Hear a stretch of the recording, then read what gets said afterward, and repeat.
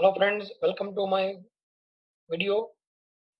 My name is Pranav Shukla and today we are going for Standard 10 NCERT English. Our today's concern is poem number 4, Amanda by Robin Klein.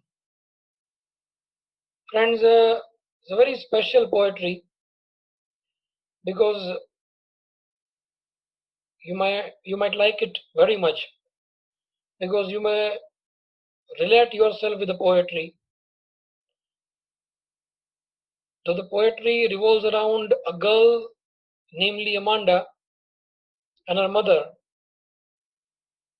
but there may be some symbolic representation of every single home where the young girl of your age might be living. Girl may be of your age, and the girl of your age might be facing or must be facing same problems as Amanda does.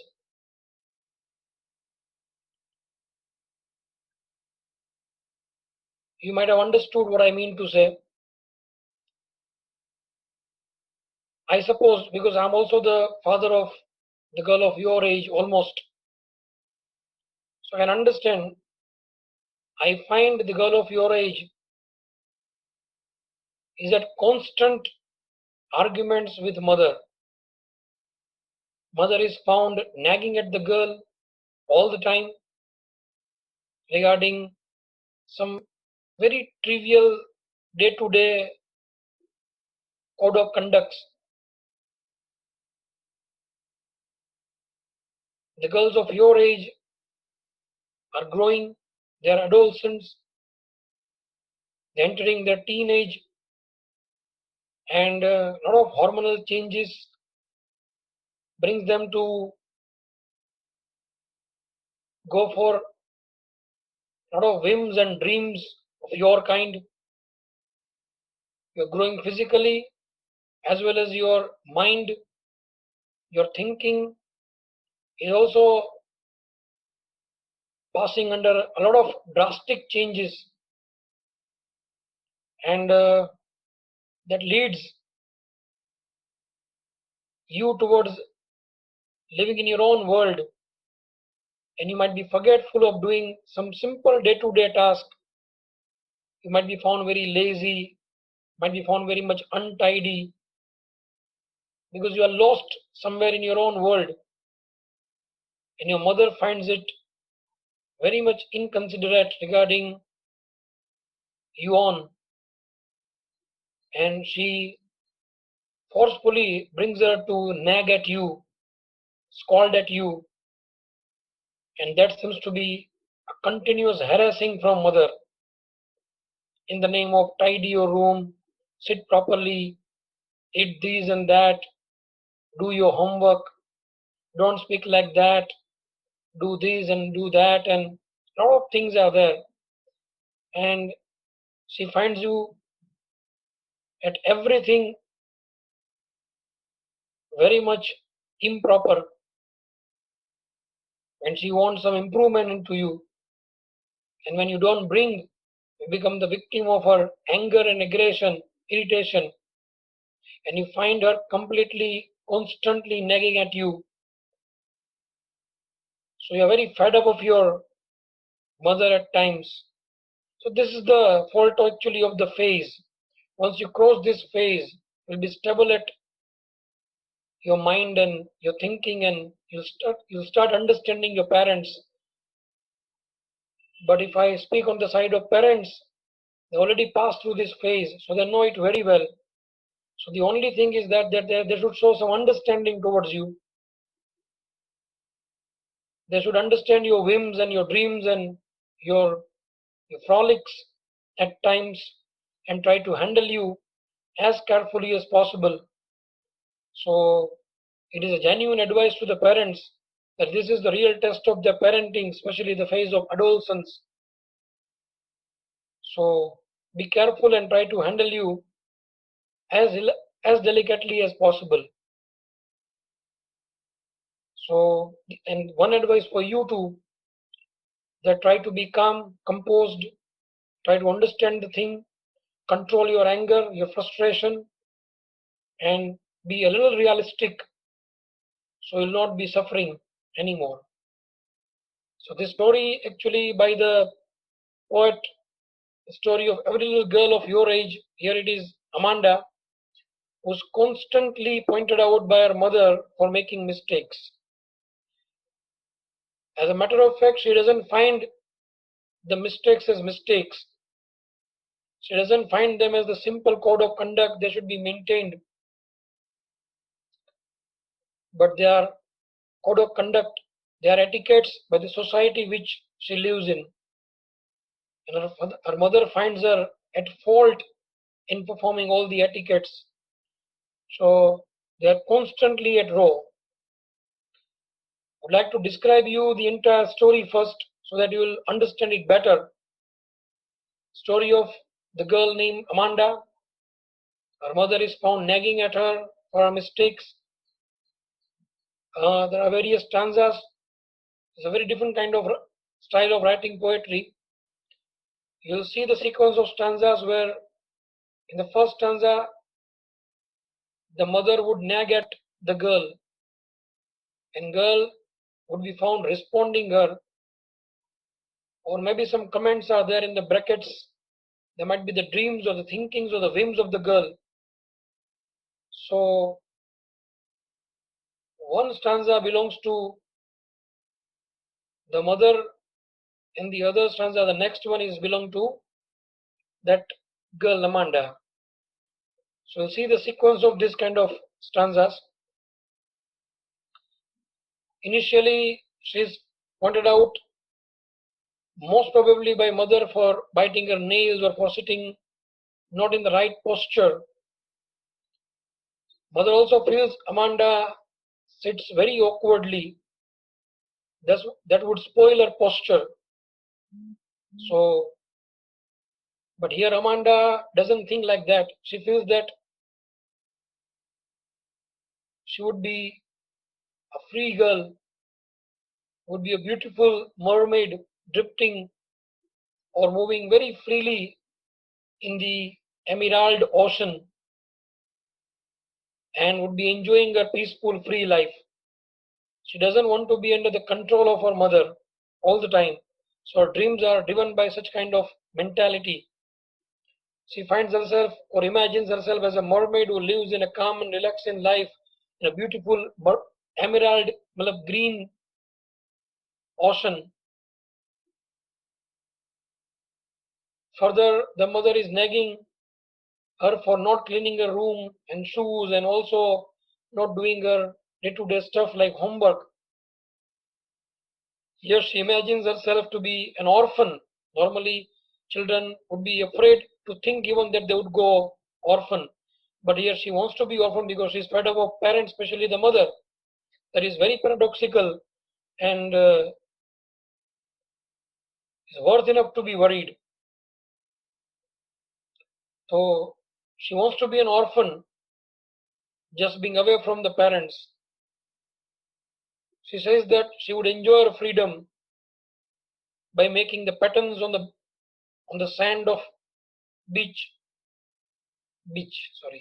by on bare feet and live a very peaceful life. Amanda is also scolded for eating chocolates because, according to the mother, it causes pimples. She is not listened to the mother properly. She does not heed the mother, give any attention to mother. So that is the complaint from the mother. Amanda here thinks that she should be Rapunzel, a very famous queen, famous princess character from the fairy tale, was locked in a huge tower by a very evil witch, namely Gothel. She had magical hair, very strong ones, and this hair might make that witch immortal and rule over the whole world. So she was kidnapped and kept on a very solid, very lonely, isolated tower, on the top of the tower, and with the long hair of that Rapunzel, she used to climb up and down that particular tower. One day, a thief who has stolen something had got the hiding place on that tower and got the help of that hair from Rapunzel. They fell in love. He also one day took Rapunzel out of that tower and showed the outside world. For the first time, she had seen that world. She was very mesmerized. She also visited her palace where she had seen her childhood photograph. She realized that that girl was absolutely identical to her when she was a child. She came back again to the tower, but that thief decided to free her as he was in love with her, and they tried to escape from that witch's clasp from the tower. They were followed by some demons of that witch, but they almost managed to escape. But ultimately, that witch captures that thief and tries to kill. But by the time that thief cuts Amanda's hair, and that takes away witch's age as well as all the powers from her, and she was dissolved into defunct. And now they were free spirit, but just because that witch heard that thief was about to die, but Rapunzel, with her other magical powers, revived him, and they lived for a lasting time as a happy couple. So Rapunzel was locked in that tall tower for a very long time, and she was desperate to escape from that. But here again, it is a very paradoxical wish from that girl Amanda.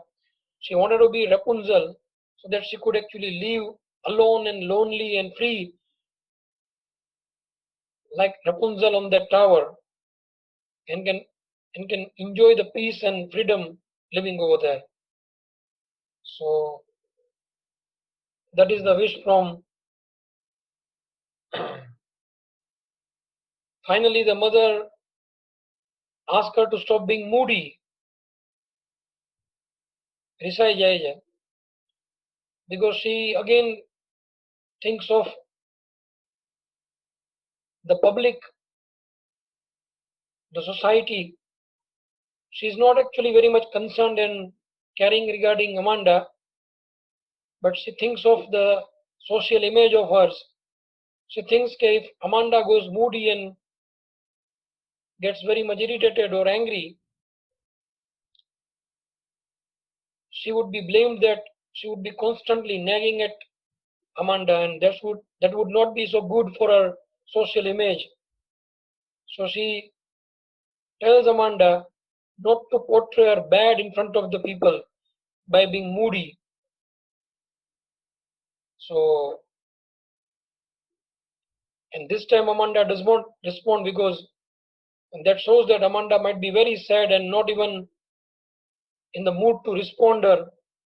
She might have given it up and accepted her defeat against mother. She surrendered. She is lost, might be in thinking, and she might be thinking that there is no way out of this harassment done by the and dominion imposed by the parents. So this is thought by Amanda, so it would be also thought by you people. But somewhere you are wrong, somewhere the parents are wrong. If both come closer to each other and do sudden adjustment with their temperament, things would be okay. Parents can do more, and you can also do something about this. So this would improve the situation. So this is the whole story. Now let's read the poetry.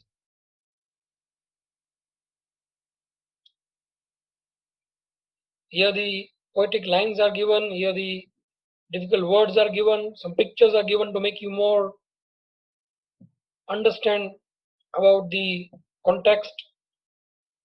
So the first nagging from the mother. Mother says, don't bite your nails, Amanda. Don't hunch your shoulders, Amanda. नाखून खाना, ठीक से बैठना नहीं, ऐसे lazy होके खड़ा रहना, बैठना. This is not good habits. These are not good habits. So mother is right to, but she does it constantly. That is not liked by Amanda. And on the other side, Amanda does not bring any change, any improvement in her behavior. So सिरे से खारिज भी नहीं कर सकते the nagging of mother. Don't hunch your shoulders. Hunch means bend, the way that she's standing over there. This is not the right posture. You should be very straight. Because girls don't look good in standing like this. So girls' posture must be very much proper. Boys can be taken for granted for that, but girls are not. So take care of this, you also. I'm also behaving like mother, so please bear me. Don't bite your nails, Amanda. Don't hunch your shoulders, Amanda. Stop that slouching and sit up straight. This is called a slouching. This is the way you sit, play with mobile and look at and watch television and read your books, doing everything in that posture. That is, so mother is correct in criticizing you or scolding you at this particular situation. So this is the nagging from mother. So Amanda thinks what? This is her thinking. She thinks there is a languid emerald sea. Emerald is actually a precious stone of green color. So there is a languid, very relaxed, very calm, not so wavy, and there are not so tidal forces are there. Very calm and composed. There is languid emerald sea, sea of green color, which is a typical color of sea, with the sole inhabitant. Sole means only. Inhabitant means resident of that emerald sea is me. I'm a mermaid. Mermaid is half fish and half girl, and drifting blissfully. Drifting means wandering in the water here and there. Blissfully means what? Very much happily. She dreams to be a mermaid and drifting in the emerald sea freely and peacefully. So this is what's her dream. She wants to be away from the harassment from the mother. So this is how she wants to be. This is emerald sea, green color sea, and this is how she is drifting like a mermaid. This is what her dream is. Okay, move further. Here we have the figures of speech, especially for the Gujarat board students. I already shared the definitions of figures of speech. Here I am making you understand, as you understood and gone through the entire theme of the poetry and the stanza itself. First one. So the first stanza has got anaphora because it is a repeated use of the word at the start of one line or more lines in the stanza. Don't bite, don't hunch. So don't is repeated. It's called as use of, is a subtype of repetition. Then the vowel sound O is repeated in the beginning of the words. That means don't, won't, your, show, O. O is repeated over there. So it's the use of assonance. Then comes metaphor. The bottle green color water is compared with emerald, the precious stones, is an indirect comparison. The use of metaphor and use of word Amanda gets repeated again and again. So use of repetition. Then she's imagining herself to be drifting blissfully. So where imagination is applied by the poet is called as imagery. Then consonant sound is repeated in the beginning of the words or in the middle. Stop and slouching. Sound is repeated. Straight, sit up. So it's called as the use of alliteration. Mermaid is a well-known imaginary creature.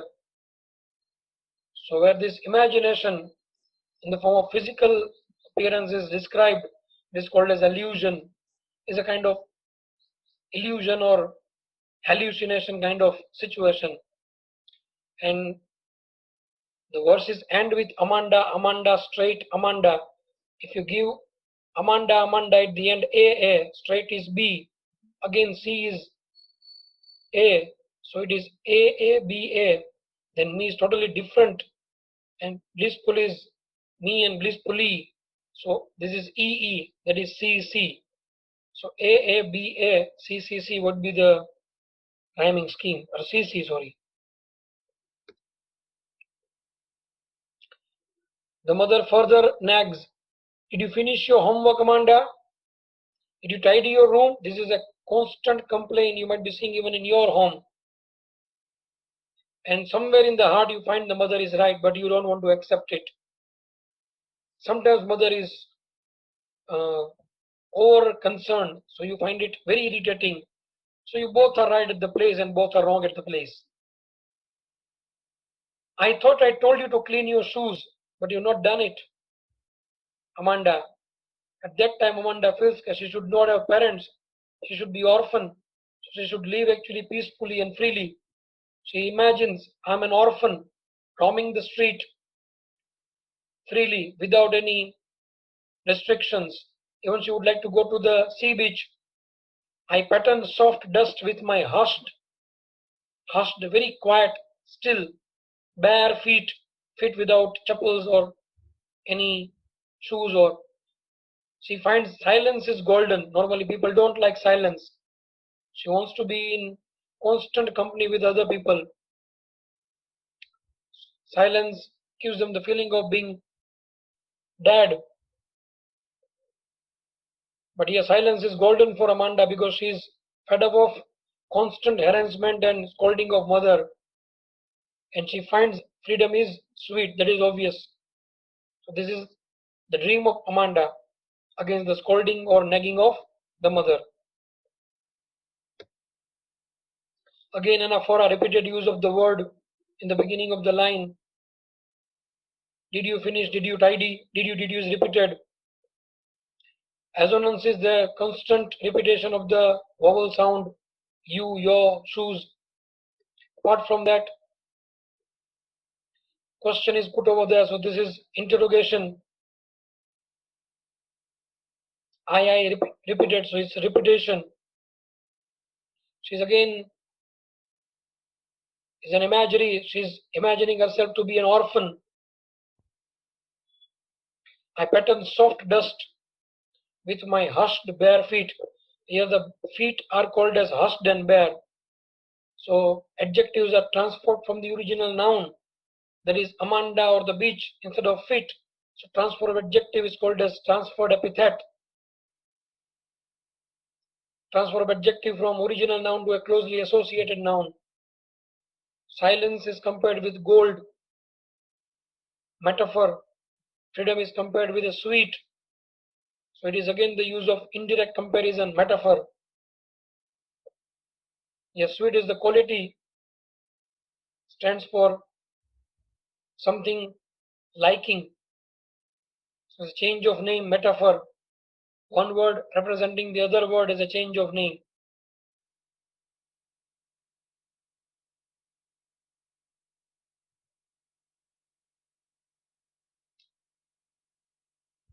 Another set of arguments.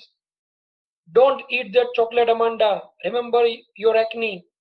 Acne means pimple. Chocolates are actually warm or hot by nature.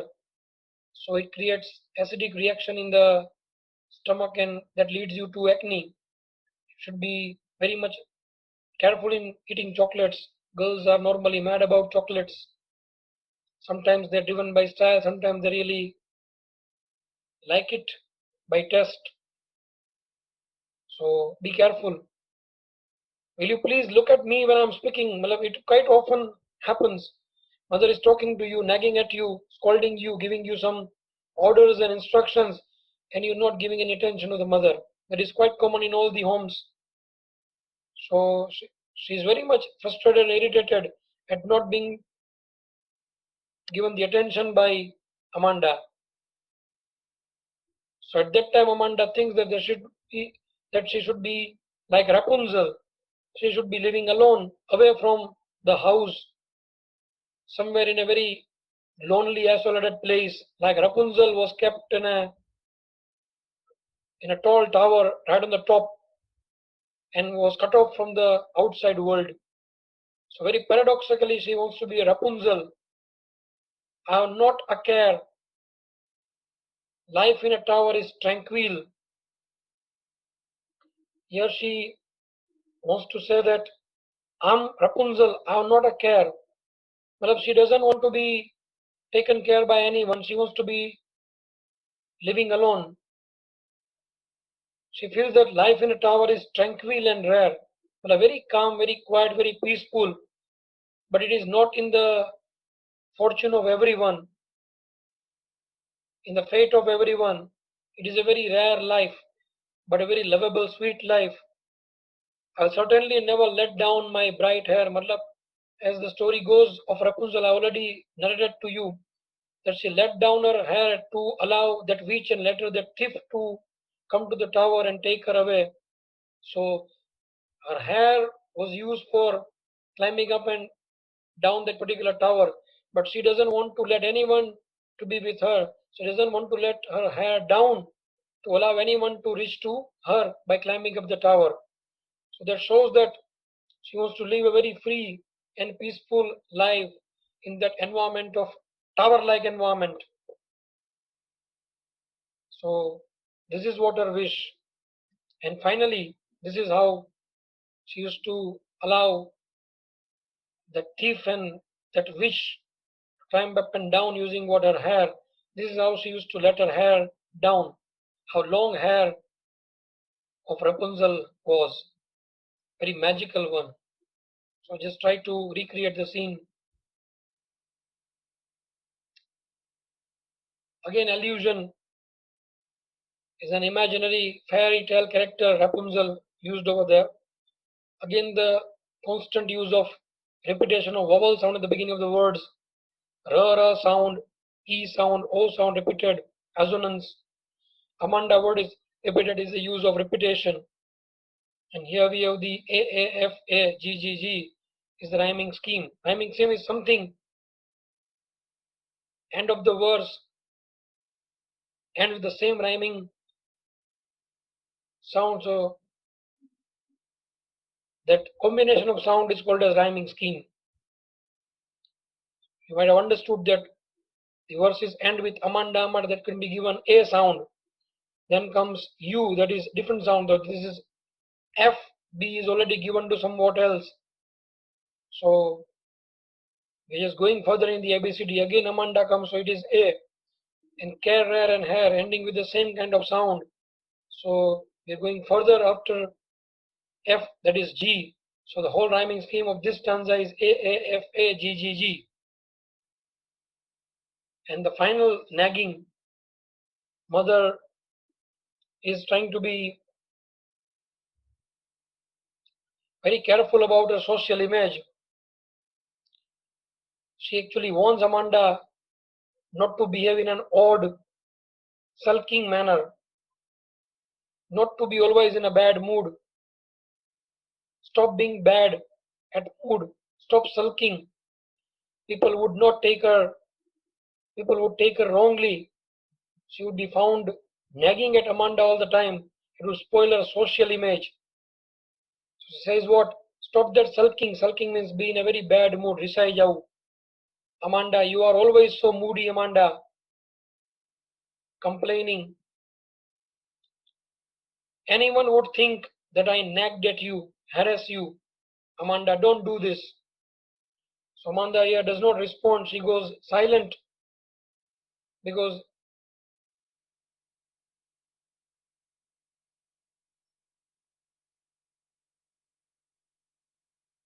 She might be thinking, well, you also might be thinking that at a certain limit, you stop talking against mother or arguing against her because you think uh, if she reacts towards this by getting emotional for mother takes this against the sense of pride and scolds her that she should not behave like this, as others would think that Amanda's mother is harassing the mother, so she would actually hurting the ego and pride of the mother and would portray her wrongly in the society. So this would be very hurting for the mother. So in a way, Amanda might be caring about mother and her image and surrenders against her by not responding or arguing against her. So this is how is the condition of the adolescent like you. So you might relate with Amanda yourself. But again, my advice is be a little calm, composed, try to understand your parents, be a little particular and realistic in the life. This would stop you suffering from such kind of occurrences in the home, and whole family would be living very sweetly and unitedly, cordially in the house. This would be good for the entire house. So again, stop that sulking. Sound is repeated. The use of alliteration. Again, the use of word Amanda is there. So repetition is there. So this is the understanding of the entire poetry. I hope you understood and enjoyed it. Go through the question answer that I share with you. Learn the literary devices, means figures of speech, especially the Gujarat board students, and get it to me if any doubts are there. Thank you very much. We'll soon meet for the next chapter, friends.